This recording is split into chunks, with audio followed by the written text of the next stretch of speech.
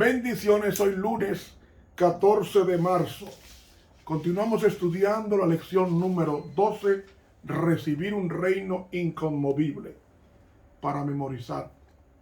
Así que, recibiendo nosotros un reino inconmovible, tengamos gratitud y mediante ella sirvamos a Dios, agradándole con temor y reverencia. Hebreos 12, 28. Tierno y amante Señor, te agradecemos tus bondades y tu misericordia dispensada a través del ministerio de Cristo en el santuario celestial. Dirige nuestras vidas hasta que nuestros nombres sean limpiados con tu sangre para siempre en tu oficio sacerdotal en el cielo. Oración presentada en el nombre de Jesús. Amén. Para hoy lunes, os habéis acercado a Dios, el juez de todos. Surge una pregunta. ¿A qué subió Cristo al cielo? Cristo, según dijimos ayer, Cristo ascendió para continuar el trabajo inconcluso de salvación. Me explico. Si Cristo hubiera muerto y resucitado y ascendido al cielo, el trabajo estaba mutilado, porque una cosa es limpiar y otra cosa es prepararme para vivir con Dios. Hay una ley que me exige destrucción. Entonces, cuando Cristo resucita, solamente serán salvados los que le acepten. Entonces, Él necesitaba mediar por su iglesia, que estaba esperando su bendición en el aposento alto, según Hechos capítulo 2. Por eso que dice aquí, el capítulo 4, dice: cuando Cristo entró por los portales celestiales, fue entronizado en medio de la adoración de los ángeles. Tan pronto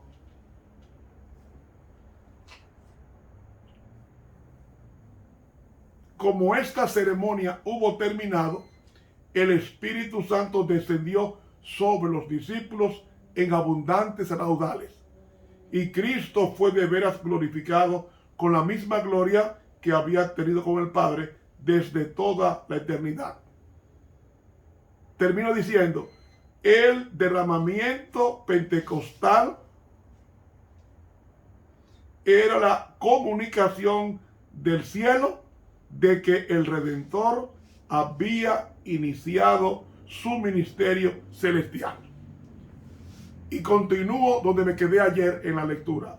De acuerdo con su promesa, había enviado el Espíritu Santo del cielo a sus seguidores como prueba de que como sacerdote y rey había recibido toda autoridad en el cielo y en la tierra y era el ungido sobre su pueblo. Es decir, Cristo es el ungido. Y por eso que dice aquí, el derramamiento pentecostal era la comunicación del cielo de que el Redentor había iniciado su ministerio celestial. ¿Para qué inició el ministerio? Para que el ofrecimiento de su muerte en la voz en las voces de sus discípulos investidos de autoridad con el Espíritu Santo en el aposento alto, pregonaran y en un día 3,000 se convirtieron y en otro día 5,000. Ese trabajo comenzó en el año 31 de nuestra era. Y allí estuvo Jesús ministrando por su iglesia hasta los 2300 años de Daniel 8:14.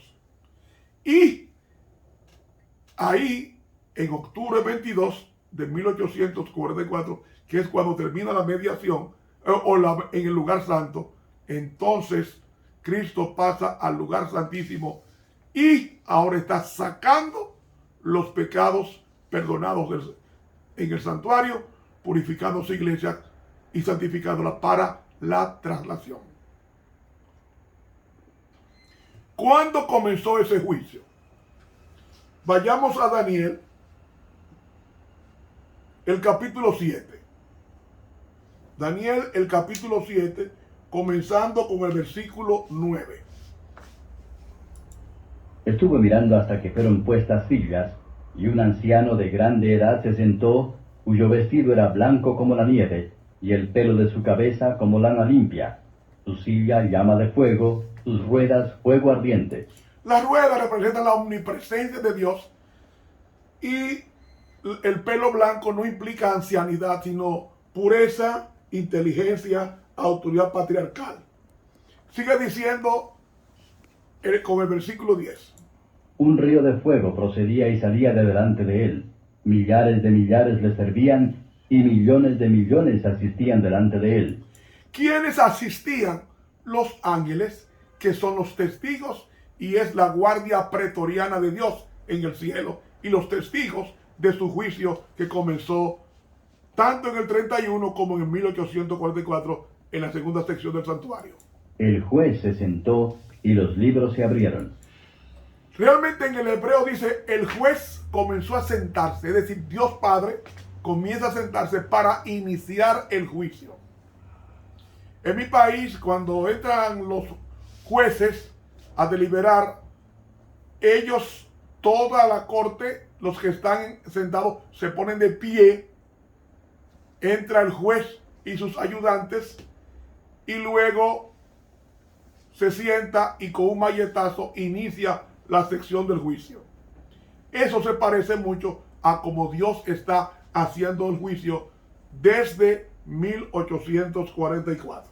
Seguimos leyendo. Yo entonces miraba a causa de la voz de las grandes palabras que hablaba el cuerno. Miraba hasta tanto que mataron la bestia, y su cuerpo fue deshecho y entregado para ser quemado en el fuego. Habían también quitado a las otras bestias su señorío, y les había sido dada prolongación de vida hasta cierto tiempo. ¿Cuáles bestias? Las 4 bestias de Daniel 7, que son el león, Babilonia, el oso, Medo-Persia, el leopardo, que es Grecia helenística, y la bestia espantosa y terrible, que es la Roma imperial, y luego la Roma papal. Y entonces aquí vemos que el juicio comienza después que este poder, el cuerno pequeño, hablaba grandezas, que eso lo encontramos nosotros al finalizar la sección primaria del juicio y comenzar la segunda sección en 1844. Miraba yo en la visión de la noche, y he aquí en las nubes del cielo como un hijo de hombre que venía y llegó hasta el anciano de grande edad, e hiciéronle llegar delante de él. Ese hijo del hombre, en Lucas, es la expresión que usa Jesús 40 veces atribuyéndose a sí mismo como el hijo del hombre de Daniel 7. Ese hijo del hombre es Jesucristo como nuestro representante en la presencia de Dios Padre. Y fuele dado señorío y gloria y reino. ¿Cuándo se le dio señorío? Cuando Él termine su mediación en el lugar santísimo, que no sabemos ni el día ni la hora. Y todos los pueblos, naciones y lenguas le sirvieron. Su señorío, señorío eterno, que no será transitorio, y su reino que no se corromperá. Está diciendo del reino mesiánico que se establecerá cuando Él termine su mediación y venga por segunda vez a buscar a su iglesia desde el monte de Sión. Seguimos leyendo. Mi espíritu fue turbado, yo Daniel, en medio de mi cuerpo, y las visiones de mi cabeza me asombraron. Lleguéme a uno de los que asistían, y preguntéle la verdad acerca de todo esto. Y hablóme y declaróme la interpretación de las cosas. Estas grandes bestias, las cuales son cuatro reyes son, que se levantarán en la tierra. Después tomarán el reino los santos del Altísimo, y poseerán el reino hasta el siglo, y hasta el siglo de los siglos. Entonces tuve deseo de saber la verdad acerca de la cuarta bestia, que tan diferente era de todas las otras, espantosa en gran manera, que tenía dientes de hierro y sus uñas de metal, que devoraba y desmenuzaba, y las obras hollaba con sus pies. Esa es la Roma imperial. Asimismo, acerca de los 10 cuernos que tenía en su cabeza, y del otro que había subido, delante del cual habían caído 3. Y este mismo cuerno tenía ojos y boca, que hablaba grandezas, y su parecer mayor que el de sus compañeros. Dando a entender que ese cuerno pequeño salió de la desaparición de la Roma imperial, y eso surge con el papado sucesor de la Roma imperial a la Roma papal. Y veía yo que este cuerno hacía guerra contra los santos y los vencía. En la persecución de los 1260 años, que comenzó en el 538 y terminó en 1798, cuando fue destronado por Napoleón Bonaparte el día 10 de febrero de 1798. Hasta tanto que vino el anciano de grande edad, y se dio el juicio a los santos del Altísimo. Y vino el tiempo, y los santos poseyeron el reino. Vemos entonces que nosotros nos hemos acercado a Dios, el juez de todos. ¿Qué nos está diciendo esto? Nos está diciendo que el juicio investigador o preadvenimiento comenzó cuando el Hijo del Hombre se acerca al anciano de días, o sea, Dios Padre. El Hijo del Hombre es Cristo. Se acerca como mediador al lugar santísimo. ¿Y cuando Cristo sube al lugar santísimo? Cuando termina la profecía de los 2300 años de Daniel 8:14, Él pasa al lugar santísimo. Pero en ese lapso tenía que comenzar el pregón del mensaje del juicio. Y el mensaje del juicio nos dice claramente en Apocalipsis capítulo 14 que ese ángel de Apocalipsis 14, esos 3 ángeles iban a comisionar a la iglesia a predicar que la hora del juicio había llegado. Diciendo en alta voz, temed a Dios y dadle honra, porque la hora de su juicio es venida. El mensaje es teman a Dios porque la hora del juicio ha llegado. ¿Cuándo llegó la hora del juicio? Comenzó en la terminación de los 2300 años de Daniel 8:14, que dice hasta 2300 días y el santuario será purificado. En profecía, un día es igual a un año. Esa profecía nos dura 2300 años desde el 457 con el decreto Artajerjes antes de Cristo hasta 1844, nos da exactamente 2300 años. Y dice entonces, y el santuario será purificado. ¿Dónde era purificado? En el lugar santísimo. ¿Cuándo? En 1844, cuando comenzó el juicio investigador de purificación del santuario en los libros del cielo o en los asientos del cielo. Y adorad a aquel que ha hecho el cielo y la tierra, y el mar y las fuentes de las aguas. Es decir, temed a Dios y dadle gloria porque la hora de su juicio ha llegado. Estamos en la hora del juicio. Estamos en la hora del juicio. Y cada nombre, desde Adán, porque el conflicto de los siglos dice, desde lo que primero vivieron en la tierra, y el primero que vio la tierra fue Adán, luego Eva, pues comenzó con Adán, después con Eva, después con Abel y continúa hasta el último que se convierta, porque es un juicio de investigación. ¿De investigación para qué? De investigación para confirmar nuestra permanencia en este reino inconmovible que se nos va a entregar cuando Cristo venga por segunda vez.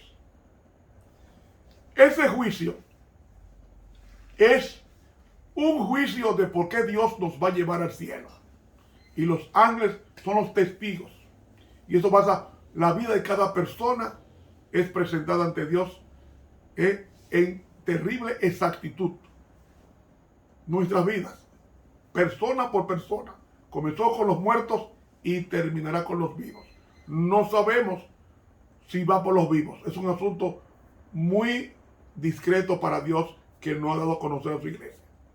Ahora, sí una cosa sabemos, y es que la condición del planeta,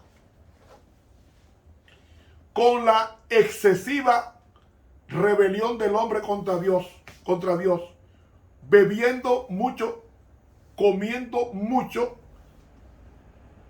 bebiendo mucho alcohol, comiendo demasiado, y el uso de las drogas y el exceso del deseo sexual, que ya los hombres no se satisfacen con una mujer, sino que entran a un sitio a hacer orgías, hombres con hombres y mujeres con mujeres. Todo esto me está indicando que estamos llegando al fin de ese juicio. Y si le agregamos a lo que dice Apocalipsis capítulo 11, que versículo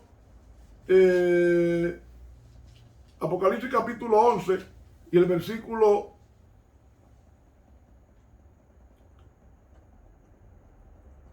dice aquí 18, y se han airado las naciones y tu ira es venida y el tiempo de juzgar a los muertos, para que sean juzgados y para que des el galardón a tus siervos, los profetas, y a los santos, y a los que temen tu nombre, a los pequeñitos y a los grandes, y para que destruyas a los que destruyen la tierra.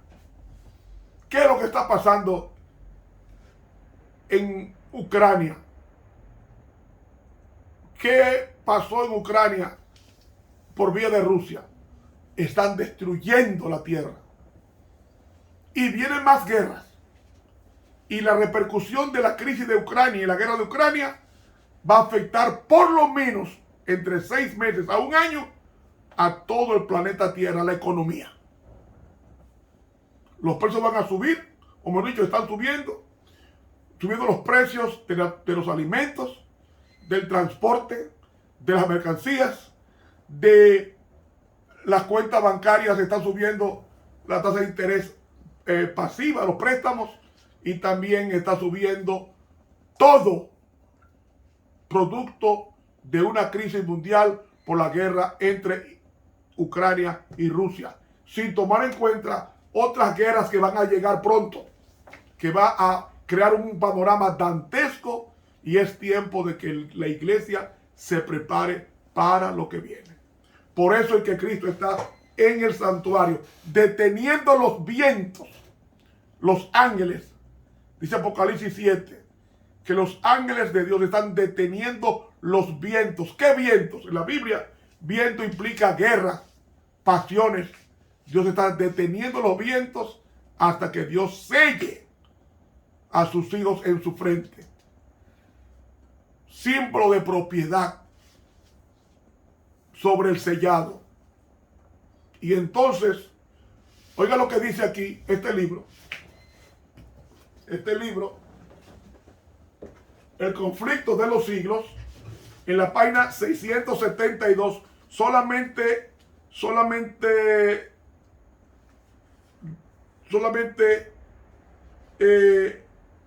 2 o 3 líneas. Como los ángeles de Dios dejen ya de contener los vientos violentos de las pasiones humanas, todos los elementos de contención se desencadenarán. ¿Sabe qué significa eso? Que esta profusión de tantas drogas y de tanto alcohol y de tanto sexo en niñas de 5 años en adelante, dice aquí que los vientos violentos de las pasiones humanas que están refrenados, que están contenidos, van a desencadenarse. O sea que en la medida en que nos aproximemos más al fin de la historia del planeta, la gente va a ser más mala y más corrupta y más ladrones y más cosas terribles. Y dice, termina diciendo, el mundo entero será envuelto en una ruina más espantosa que la que cayó antiguamente sobre Jerusalén. el mismo poder destructor ejercido por santos ángeles, cuando Dios se lo ordena, lo ejercerán los ángeles malos cuando Él lo permita.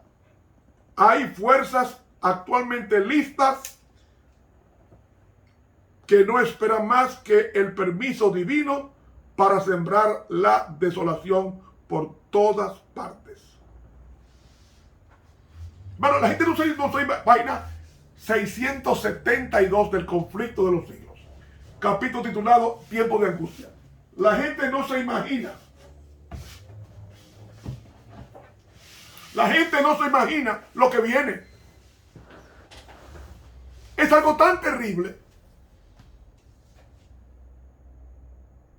que todos los elementos perversos del ser humano contenidos por Dios se van a soltar y habrá una lucha fratricida en el planeta que todo el mundo deseará que se acabe pronto el planeta Tierra. Eso que está pasando en Ucrania y Rusia, ay, estoy chiquito, para lo que viene. Y para esto que se está hablando de la hora del juicio. Y el juicio, dice la pluma inspirada ahí en este libro, que pronto va a terminar. Es decir, cuando termine el juicio en el cielo, Cristo va a venir como Rey de Reyes a destruir a los que destruyen la tierra. Por eso hay que estar seguros de que nuestros nombres están inscritos en el libro de la ciudadanía del cielo, llamado libro de la vida. Así como aquí en el planeta hay un control de natalidad en el sentido de que cuando un niño nace hay que declararlo en la oficialía del Estado Civil de una circunscripción legal diciendo que ese niño nació ese día y es hijo de mamá y papá fulano y fulano. Ese libro donde se inscribió ese niño se llama el libro de la vida en el cielo. Y es donde nacen los que se entregan a Cristo, nacen de nuevo y sus nombres son inscritos en el libro de nacimiento de ese niño llamado libro de la vida. Cuando ese niño o esa mujer o ese hombre muere, entonces se pasa el ID o la cédula de identidad personal, se pasa a la oficialía y se registra un acta de función y esa persona se anota en el libro de los muertos. Pero los que están en Cristo, aunque estén muertos, sus nombres están inscritos en el libro de la vida, aunque estén muertos. ¿Por qué? Porque cuando Cristo venga, los va a resucitar y los va a llevar a cielos nuevos y a tierra nueva. Pero el juicio que se está haciendo no es para castigar, sino para purificar y preparar a la iglesia para la traslación. Y déjenme decirles, mis hermanos, los pecados míos y los tuyos deben estar en el cielo.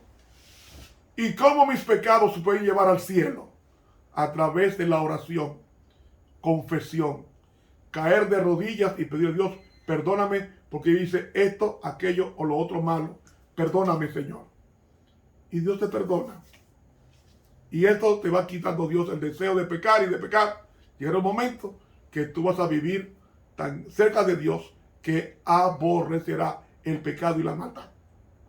Y eso hará posible tu santificación, la purificación del santuario del cielo y del santuario tuyo en la tierra, que es tu cuerpo.